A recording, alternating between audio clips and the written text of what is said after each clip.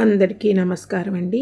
ఈరోజు కథ సిరిమంచు కురిసే వేళ తెల్లవారే సమయం అవుతున్న ఆ సూర్యుడు కూడా చలికి వణుకు పుట్టి వెచ్చని శ్వాసకై సంధ్యను వదిలి రావడానికి మారాం చేస్తూ ఆ మబ్బులనే తన పరదాగా మార్చుకుని ఛాయాసంజుడై ఓలలాడుతున్నాడు. కానీ ఓ 3 అంతస్తుల భవనంలో హడావడిగా పెళ్లి పనులు క్షణం తీరికలేక జరుగుతున్నాయి. ఇక్కడ అందరూ ఇంత హడావడిగా పనులు చేస్తూ ఉంటే ఒక రూమ్లో మాత్రం ఇవేమీ పట్టకుండా తన లోకంలో తనుంది అంజు. ఓయ్ ఏంటో ఈ అందం అంటూ తనని దగ్గరగా తీసుకుని అతని చేతులు అల్లరిగా తన మీనపై పరుగులు పెడుతుంటే అతనికి ఏమాత్రం అడ్డు చెప్పక తను కూడా సహకరిస్తూ తొలి వలుపులోని మాధుర్యాన్ని ఆస్వాదిస్తుంది అంజు. ఒక్కసారిగా తన ఆశలకు భంగం కలిగిస్తూ మీద హఠాత్తుగా నీళ్లు పడేసరికి బావా వర్షం వర్షం అంటూ కళ్ళు తాగిన కొద్దిలా చిందులు తొక్కుతూ నిద్రమత్తులో బావా టెర్రస్కి హోల్ పడిందా అంటూ అమాయకంగా అడుగుతున్న మరదలికి 4 అడుగులు దూరంలో ఉన్న అభిరామ్ ఇంకా దూరంగా జరుగుతూ గట్టిగా నవ్వుతూ వసే తింగిరి, అందరం పెళ్లి హడావిడిలో ఉంటే పందిలాగా ఎలా పడుకున్నావే? అది వర్షం కాదే, నీళ్లు నేనే పోసానే. అయినా ఏ లోకంలో వేరుస్తున్నావు? కలల్లో తేలుతున్నావా అని నవ్వాడు. నవ్వుతూ చూస్తున్న అభిరాముని మింగేసేలా చూస్తూ, యూ భావా ఆగరా, నీ పని చెప్తా అంటూ వెనకపడడానికి ముందుకు వచ్చి మంచం తగిలి నేలను ముద్దాడుతానని అర్థమయ్యి కళ్ళు మూసుకున్న తనని నేలతల్లి ముద్దు ఇవ్వకుంటేసరికి మెల్లిగా కళ్ళు తెరిచి చూసేసరికి గాలిలో హోయలు పోతుంది అమ్మాయి గారి శరీరం. అభిరామ్ చేతుల్లో తనని చూసుకుని కలలో చూసినట్టు ఊహించుకుంటూ లోపల మాత్రం తిట్టుకుంటూ చీ వెధవ జీవితం, ఇంతకీ ఇందాక అదంతా కలలో జరిగిందా? అయినా నా పిచ్చి కానీ ఈ జడ పదార్థం ఎందుకు చేస్తాడు? అలా ఓ ముద్దా ముచ్చట ఎప్పుడైనా ఉంటేగా అన్రొమాంటిక్ ఫెలో. నేను పోయి వీడికే మరదలుగా పుట్టానా? పైగా పుట్టానే అనుకో, వీడినే ప్రేమించాలా అని ఇన్నర్ వేసుకుంటున్న అమ్మాయిని ఒక్కసారిగా మంచంపై పడేశాడు అభిరామ్. దొంగ సచ్చినాడు పడేశాడు అనుకుంటూ ఇన్నర్ వేసుకుని పైకి మాత్రం క్లోజప్ యాడ్లో బన్నీ స్మైల్కి ఏమాత్రం తీసిపోకుండా 32 పళ్ళు కనపడేలాగా క్లోజప్ స్మైల్ ఇచ్చి థ్యాంక్ యూ భావా అంది. ఓ సీరియస్ లుక్ పాపపై విసిరి ఆ తెరిచిన నోరు మూసి ఫ్రెష్ అయ్యి చక్కగా 5 నిమిషాల్లో కింద ఉండాలి అని బేస్ వాయిస్లో వార్నింగ్ అమ్మడి మొహాన పడేశాడు. పెళ్లి పనులన్నీ అయిపోయినా మళ్ళీ ఒకసారి చెక్ చేస్తే సరిపోతుంది అని ఓ లుక్ వేసి వచ్చి హాలులో సోఫాపై కూర్చుని వెనక్కి తలవాల్చి కళ్ళు మూసుకుని అత్తా కాఫీ అంటూ అరుస్తున్న అభిరామ్ చెవులకి వినసొంపైన రాగంలా ఇంపుగా మువ్వల శబ్దం చేస్తూ పక్షుల కిలకిలా రావణలా ఉండే సన్నని నవ్వుతో జుంకాల గమకాలతో గాలికి ఎగిరే కురులను చెవి వెనక తన చేతివేలితో బంధిస్తూ పసిడిమేనిపై ఆ మేఘం నుండి అరువడిగిందేమో నీలపు వర్ణం అనేలా నీలిరంగు చీరలోన నిఖిలమై అందానికి అసూయ పుట్టేలా ఉన్న తన నెచ్చలి అల్లరి తుంటరి గలగల మాటలకు పనుల బడలికి ఎగిరిపోయి ప్రేమశరం మనసును సంధిస్తూ వసంతప్పేలా చేస్తుంటే తన మనసును అదుపు చేసుకుంటూ తన నెచ్చలని కళ్ళతో స్క్వాన్ చేసుకుంటూ నార్మల్గా ప్యాంటు చొక్కాలలోనే నన్ను కంట్రోల్ చేసుకోవడం కష్టం కదే, ఈరోజు నన్ను బతకనివ్వవా అని అనుకున్నాడు. మరీ అంత ప్రేమ పెట్టుకుని ఎందుకురా దాన్ని ఎప్పుడు ఏడిపిస్తున్నావు అని తన కజిన్ కమ్ బెస్ట్ అయిన వెంకట్ అడిగాడు. అంతే ఒక్కసారిగా ఈ లోకంలోకి వచ్చి హే ప్రేమ లేదేం లేదు, పద పనుంది, టైం అవుతుంది. అన్నా వదిన పెళ్ళికి ఇంకెంతో సమయం లేదు, అందరూ వస్తారు, పద అంటూ తొందర చేయసాగాడు.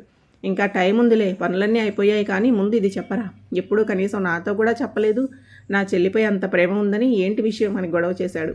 ఇక చెప్పక తప్పలేదు మన అభిబాబుకి. అంజు అంటే ఇష్టం కాదురా, ప్రాణం, తను లేని నేను అసంపూర్ణం భావా. నీ చెల్లి పుట్టిన క్షణమే నా హృదయంలో స్థానం సంపాదించేసిందిరా. మా అమ్మయ్య దానికి ఆ పేరు ఎందుకు పెట్టారో తెలియదు, కానీ తన పేరుని సార్థకం చేసుకుంటూ అది నా హృదయంలో నివసిస్తూ నన్ను తన వాడిగా తనే మలుచుకుందిరా. బంగారం రా తనని చూసిన క్షణం అది ప్రేమో ఏమో తెలియదు, కానీ తన కళ్ళల్లోనే చూసిన మాయ ఇప్పటికీ నన్ను కట్టిపడేస్తుందిరా. తన చేతులలో నేను, మాటలలో నేను, తన ప్రతి తలపు నేనే అని తెలిసి తనకెందుకు దూరంగా ఉంటున్నానంటే దానికి నేను బలం అవ్వాలి కానీ బలహీనత కాకూడదురా. దాని ప్రేమకు నే వశమైతే అది నా ప్రేమకు దాసోహం అంటూ అందరినీ ఎక్కడ దూరం పెడుతుందని భయం రా. నా బంగారానికి నేనంటే పిచ్చిరా. అందుకే మీ అందరూ గారాభంగా చూస్తుంటే నేను నా ప్రేమని తిడుతూ చూపిస్తున్నాను. ఓరిని, నీకు అదంటే ప్రేమ ఉందని తెలుసు కానీ ఇంత ఉందని తెలియదురా సామి. సరేరా, మరి ఎప్పుడు చెప్తావు నా చెల్లికి నీ ప్రేమ విషయం? చెప్తారా? ఈ ఇయర్ ఎలానో దాని చదువు అయిపోతుంది కదా, నేను ఇక దానికి దూరంగా ఉండలేనురా బాబు. ఆల్ ది బెస్ట్ రా బాబు. అయినది నువ్వు రా అనాలే కానీ నీ వేలు పట్టి పసిపాపలా నీ వెనక హచ్ డాగ్లా వచ్చేస్తుంది. హాహా రే వెంకీ, నిన్ను ఆగరా అమ్మాయి, ఆగరా బాబు, నీ పరిగెత్తలేను. బాబోయ్ నీ పరుగు తగలయ్యా, ఏం తింటున్నావురా, ఇంత ఎనర్జీ నీకు, నైట్ అంతా పనిచేసిన అలసటే లేదు. అదేరా నా సీక్రెట్ అంటూ అభి వెంకట్ని పట్టుకుని మెలకలు తిరుగుతుంటే వెంకటికి ఆపరా బాబు, చూడలేకపోతున్నా, ఎవరైనా చూస్తే తేడా అనుకునేరు, నన్ను వదలరా ఎదవా. అభి మాత్రం భావా నువ్వు మీ చెల్లిలా సుకుమారంగానే ఉన్నావురా అంటూ సిగ్గుపడుతూ ఉంటే దరిద్రుడా, నీ రోమాన్స్ దానితో చేసుకోరా బాబు, నన్ను వదలరా, నీకు దండమని వేడుకునేసరికి నవ్వుతూ ఇంకెప్పుడైనా నన్ను ఆట పట్టించాలని చూస్తావా మరి అంటూ కన్ను కొడుతూ అడిగేసరికి బుద్ధి వచ్చింది మహానుభావా, నన్ను వదలరా అని బుద్ధిగా అడుక్కునేసరికి వెంకట్ని వదిలేశాడు అభి. ఇక తర్వాత పెళ్లి టైం దగ్గర పడింది. అందరి సమక్షంలో కోలాహలంగా అత్తులు మన్విత ఆ పెళ్లి అంగరంగ వైభవంగా జరిగిపోయింది. వచ్చిన బంధు పరివారమంతా భోజనాలు చేసి కుశలం చెప్పుకొని వచ్చిన పని అయిపోయిందని తిరుగుటపా కట్టారు కొందరు. మరికొందరు దగ్గర బంధువులు మాత్రం పెద్దలతో ముచ్చట్లు పెడుతూ చిరు నగలు అంటూ ఆడవాళ్ళు బిజినెస్ ఏ మందు బ్రాండ్ తాగితే బాగుంటుందంట అంకుల్స్ బిజీగా టాకింగ్లో పడిపోయారు. ఇంతకీ మన అమ్మడు దర్శనం ఏది అనుకుంటూ అభిబాబు అంజు కోసం వెతుకుతూ తన మదిన కలిగిన అలజడిని తన నచ్చలి తన ధరనే ఉందని తెలిసి ఆ అనుభూతిని ఫీల్ అయ్యేలోపు 2 చేతులు వెనక నుండి లాగి ఒక గదిలోకి అభిలామని రాగేశాయి. ఆ చేతులు ఎవరో తెలిసిన వాడే ముసిముసి నవ్వులను కురిపించుకుంటూ బుద్ధిగా ఎల్కేజీ పిల్లాడిలా చేతులు గల మనిషిని సహకరిస్తూ వెళ్ళిపోయాడు అభిబాబు. ఏంట్రా ఓవర్ యాక్టింగ్ చేస్తున్న ఉదయం నుంచి అంటూ ఒకరి శ్వాస ఒకరికి తగిలేంత దగ్గరగా జరిగి తన చిలిపి పనులకు శ్రీకారం చుడుతూ అల్లరి పనులు ఆరంభించింది అంజు. అంతే అభిరామ్ ఒక్కసారిగా వెనక్కి జరిగి ఏం చేస్తున్నావే కోతి, ఎందుకు తీసుకొచ్చావు, ఇందుకేనా అంటూ ఖయ్యమన్నాడు. దెబ్బకి అంజు నీళ్లు నిండిన కళ్ళతో నా ప్రేమ నీకు కామన్లా కనిపిస్తుందా బావా? ప్రేమకు మాటే కాదు స్పర్శలో కూడా తెలపొచ్చు. అంతులేని ప్రేమని మాటలలో చెప్పలేని ప్రేమని చేతులలో చూపించవచ్చు అని అత్త చెప్పింది. అయినా నేను ఎలా కనిపిస్తున్నానురా దొంగ సచ్చినోడా? నీ కోసం ఇంతలా రెడీ అయితే కనీసం ఒక చిన్న కాంప్లిమెంట్ కూడా ఇవ్వవా బాగుంది అని? నువ్వు సమాధానం చెప్పకున్నా నీ వెనక పడుతున్నా అని అలసైపోయా కదా నీకు? నిజంగా నేనంటే ఇష్టం లేదా అంటూ తిడుతూ బాధపడుతూ ఉంటే అభిబాబు అని శబ్దం చేసేసరికి సైలెంట్ అయ్యి తన చెలికాడి వైపు చూపులు మళ్లించింది. అతగాడి చూపులలో తనకు కావలసిన అర్థం ఏదో దొరుకుతుంటే ఆ చూపులపై తన చూపులు నిలిపి కళ్ళతో మౌన భాష మొదలుపెట్టింది అంజు పాప. ఈలోపు ఎవరితో అలికిడికి ఇద్దరు విడివడి మౌనంగా వెనుదిరిగారు. రే అభి ఏమైందిరా అంటూ వాళ్ళమ్మ ఇందిరాగారు వచ్చేసరికి ఏం లేదమ్మా చెప్పు, ఏమైనా పనుందా అంటూ ఉంటే ఏం లేదు కానీ నా చిట్టి తల్లి ఎందుకు అలా డల్గా ఉంది, ఏమైనా అన్నావా అంటూ కోపంగా చూశారు. అవునత్త, ఈ దొంగ సచ్చినోడు పక్కకి లాగి నాకు ముద్దు పెట్టాడు, నేను అరుస్తున్నా వినకుండా, అందుకే కోపంగా ఉన్న అత్త అడుగువాడిని అంటూ ఆవిడ భుజంపై చేరిపోయి అభి వైపు చూసి కన్నుగొట్టింది మన రౌడీ బేబీ. ఇప్పుడు ఎలా ఆడుకుంటానో చూడు అన్నట్లుగా. తన రౌడీ బేబీ మామూలు అయ్యిందని ఆనందంలో గాలిలో తెలుతూ పైకి కనిపించని ఒక ముసిముసిగా తనలో తానే నవ్వుకుంటూ ఉంటే వీరిరువురి సైకిల బాసలు ఇందిరాగారి చూపులకి చిక్కి ఏరా పెట్టావా అంటూ గర్జించేసరికి ఏ అమ్మా పెట్టకూడదా, చిన్నప్పుడు పెడితే ఏమనలేదు, ఇప్పుడెందుకు ఇలా కోప్పడుతున్నావు అంటూ అలకనటించి ఓ నీ ముందు పెట్టలేదన్నా సరే ఇప్పుడు పెడతా చూడు అంటూ అంజు పాప మొహాన్ని తన చేతుల్లోకి తీసుకుని గట్టిగా బుగ్గ మీద ముద్దిచ్చి నవ్వుకుంటూ అభిరామ్ అక్కడి నుంచి పరారైపోయాడు. ఇందిరాగారు కొడుకు చిలిపి పనికి ఏం మాట్లాడాలో తెలియక ఇరువురిని మురిపంగా చూస్తూ ఎప్పటికి ఇలానే ఉండండి నాన్నలు అంటూ మనసులోని ఆశీర్వాదాలు ఇచ్చేసుకుని కోడలి వైపు చూశారు. ఏం జరిగిందో తెలియక జరిగింది నిజమో భ్రమో అర్థం కాక కరెంట్ షాక్ కొట్టిన కాగిలాగా నిల్చుండిపోయింది మన అమ్మడు. బొమ్మలా నిల్చుండిపోయిన అంజు చెవి మెలిపెట్టి దొంగ నా కొడుకుపైనే నిందలు వేస్తావే, నువ్వు లాగడం నీ చూసానే బడుద్దాయి. ఓ అత్త సారీ అత్త, కానీ ఎలా కన్నావత్త ఆ జడ పదార్థాన్ని, వరసైన దాన్ని కావాలని కోరి ముద్దు అడిగితే కోపాద్రిక్తుడై మంటలలో భస్మం చేసేస్తాడే నీ అభిరాముడు. ఇంకెన్నాళ్ళు ఈ కోతి అల్లరి నీ చదివైపోని నీ ముక్కుకి తాడేస్తాడు వాడే. అప్పుడు చెప్పు నా కొడుకు గురించి కోడలా. అలా 3 కోపాలు 6 అలకల మధ్య 1 సంవత్సరం గడిచిపోయింది.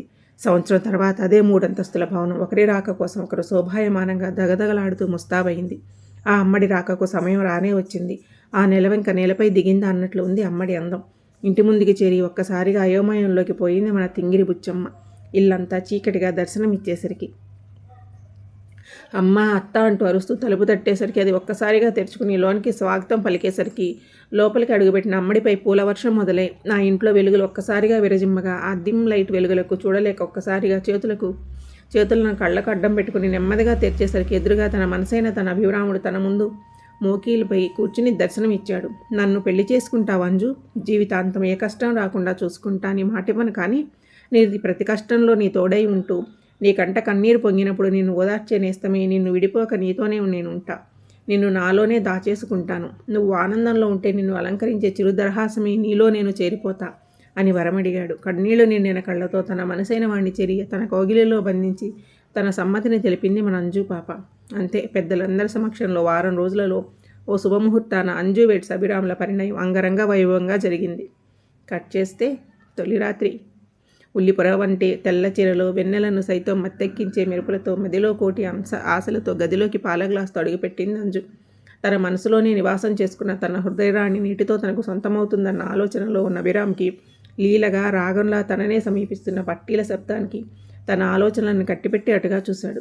ఎదురుగా అందానికి అసూయ పుట్టేలా తన వైపే నిండైన వంశంపుల సోయగంతో చక్కనమ్మ చిక్కిన చిక్కగా నిశీధ రాత్రిలో పాలమేగడలోని మెరుపులా తనలో కరిగిపోవడానికి పాల గ్లాస్తో నడిచొస్తుంది. తన దేవేరిని చూసి తనకే తెలియక లేచి నిలబడి అసంకల్పితంగా తనని చేరి అమాంతం పైకెత్తుకుని తమ కోసం అలంకరించిన మల్లెల గులాబీల పాన్పుపై కూర్చోబెట్టి ఆమె పాదాల వద్ద మోకేలిపై కూర్చుని తన కళ్ళని తన ముద్దుల ముద్రలతో బంధించి తను తెచ్చిన హిప్ చైన్ని తీసి అంజు ఒద్దికగా పైటలో దాచిపెట్టిన సన్నని నడుముకి పట్టి తన చేతులతో చుట్టి హుక్ బిగించి అంటీ అంటనట్టు చిరుముద్దిచ్చి తన నెచ్చల్ని చూశాడు అభిరామ్. బంధించిన కళ్ళని అభి చేతుల స్పర్శ చేసే మాయకి ఇంకా గట్టిగా బంధిస్తూ తన పెదాల తాపాన్ని మునిపంటితో బిగించి గుప్పిట చీరను నలిపేస్తూ సిగ్గు దొంతర్లను బుగ్గల్లో గెంపులు చేస్తూ అజంతా శిల్పంలా కనిపించింది అంజు. ఆ చల్లని రాత్రిలో కూడా చిరుచెమటలకు ఆద్యం పోసిన తన చినిపి పనులకు నవ్వుకుని అంజుని దిట్టిన తన శ్వాసను గాలిగా మలిచి వింజామరైన అభి వింత చేష్టలకు చలించిన అంజు బిడియంతో అభిని చూడలేక తన పతిని చేరి లతలాల్లుకుపోయి అభి గుండెల్లోకి చేరిపోయింది. కళ్ల ముందు విస్తరిలో పరిచిన విందు భోజనంలో అంజు అందాలు కనిపించక మత్తెక్కిస్తూ ఉంటే ఒక్కసారిగా తన నెచ్చలి తనపై పడేసరికి నోటికందిన విందు భోజనంలో తన దేవీరి అదరాలను తన అదరాలతో బంధిస్తూ అంజు శ్వాసను ఊపిరిగా మారిపోయాడు. తన శ్వాసను ఊపిరిగా మారిన తన పతి అదరాలను తన పంటిఘాటుతో చిరుగాయం చేసి తన సమ్మతిని తెలిపింది ప్రియంగా. చేతులతో నడుముపై మాయ చేస్తూ తన దేవిరి చెవులకి చేరి చెవితమ్మలపై చిరుచుమ్మన సంతకం చేసి ఆ కిందగా శంఖము వంటి మెడపై పంటుఘాటుతో తీయని గాయం చేసేసరికి ఆ కొత్త స్పర్శకి తుళ్ళిపడి మరలా ఒదిగిపోయింది బిడియంగా అంజు.